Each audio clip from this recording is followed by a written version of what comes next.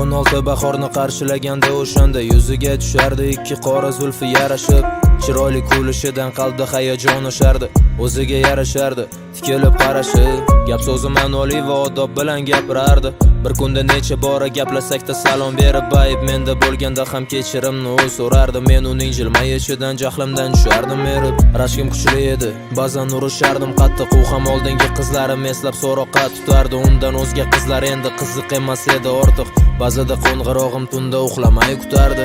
Arazi yarashardi, yuzini olib qochganida mehribon edi juda. Issiq kiyinding deb doim orzu qilardim. Bir kun kelib ertalab ko'z ochganimda halolim bo'lib uyg'otsin ertalab turing deb qo'yib. O meni bir donam edi sarvi qomat tofati jonim yuragimga oromim edi labi shakarim lablari balim.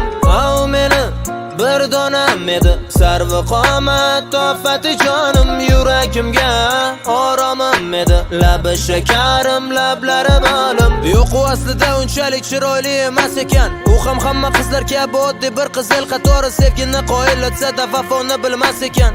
Soddaginam desam u bugun boshqasan xushdori. U uxlamay qo'ng'iroq qilishim kutmasgan, asli u shunchaki kech uxlarkan. Men bo'lsam bo'lmasam u ham shayton vasvasasining oldida bo'larkan. Taslim u ham yolg'on gapirarkan, kaminaga muntazam. Ayb menda bo'lsa-da u kechirim so'rardi ha. Balki uning ayblari menikidan sifatlidir. G'azabimni uning bitta arasi qilardi hal. Balki uning jilmayishi men o'ylagandan xavflidir. Soxta ekan bu mehr, soxtadir rashk qilishi.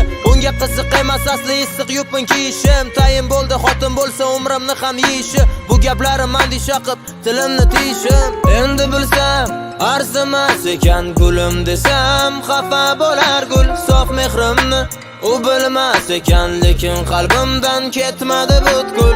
Endi bilsam arzimas ekan gulim desam xafa bo'lar gul sof mehrimni. U bilmas ekan lekin qalbimdan ketmadi butkul.